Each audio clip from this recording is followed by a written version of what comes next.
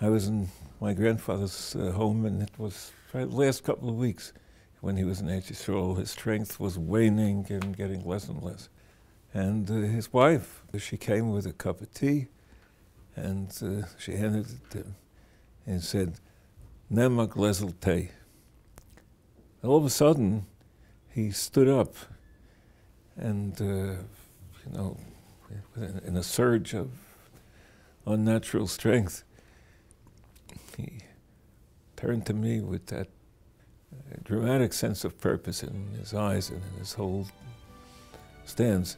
And he looked at me and he said, "In America, we don't call this tea, we call it tea." And he held the cup and he looked at me in the eye and he said, "Tea!" Instead, tea means do. That was his, I guess, final message.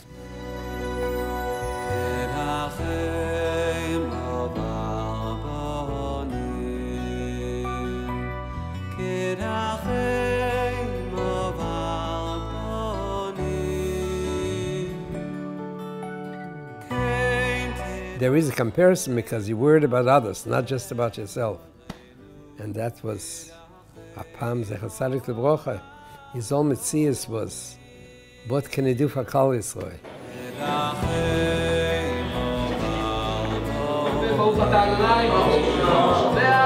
Kumo, wenn alle ziehen, teure liebe Iden, lommer alle gehen in ziehen, el beis Hashem Elokeinu.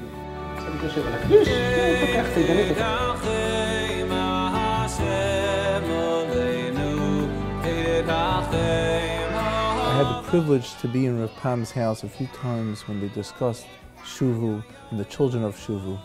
And the tears of joy that came to his eyes and his face when they were talking about Shuvu was an unbelievable scene to see.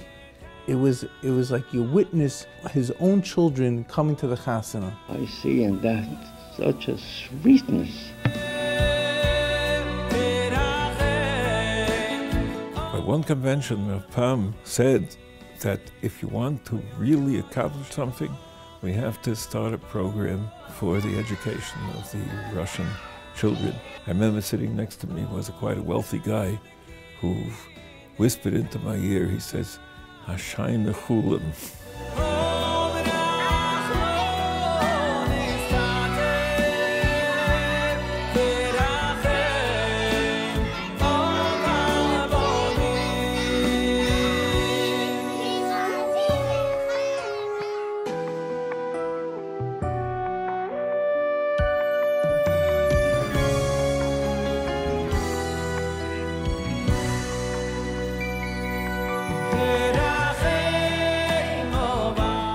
Well, these are the families that picked up people that came from outside the country, and they picked them up. They should have a shaykhs to Yiddish mishpachas. Chana was the daughter of Rabbi Yamin Wilhelm, and he needed a Beis Yankiv for Chana and the yeshiva for Shia. And he went ahead and together, naturally, with the help of others, but he was the driving force. They created Torah V'Das and the Beis Yankivs. My home was the address for people without a home. The Mama Aleh Shalom was a mechaneches per excellence. The only one that raised her hand to ask questions was Rebbe Belsky, because she wanted other people, if she could do it, then other people will start asking questions.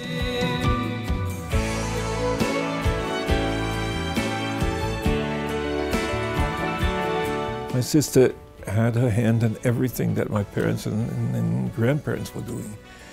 And from the time she was a youngster, she was extremely involved in any community effort, in any personal effort, and her sincerity and her personal power just glowed, and people were attracted to her and what she stood for. My mother-in-law was a person that always thought a couple steps ahead of time to make sure that everybody was comfortable, that everybody was taken care of.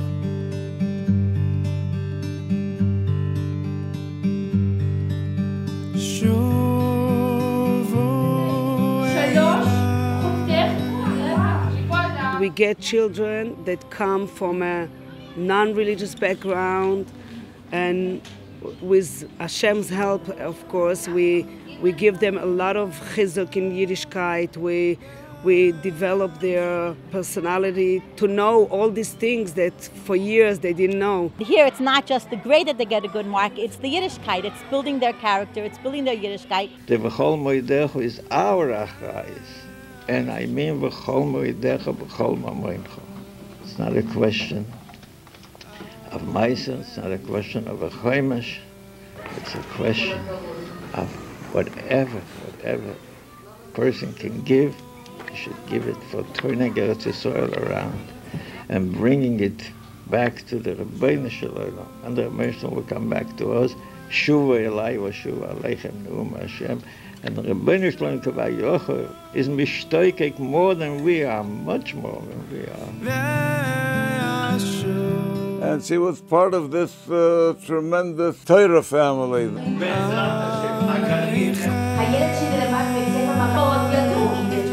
My Zayda was someone who never gave up. He tried again and again and again. He wasn't defeated by failure.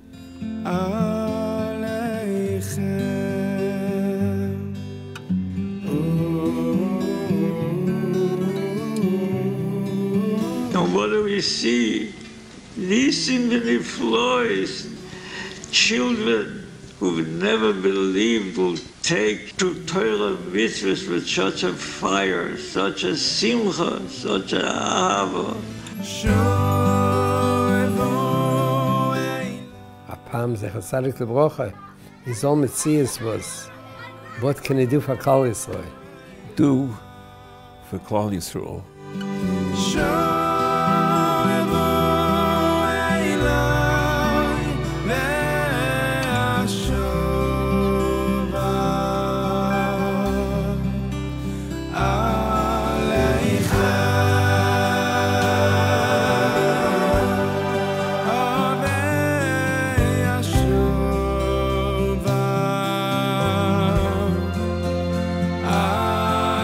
Aleichem.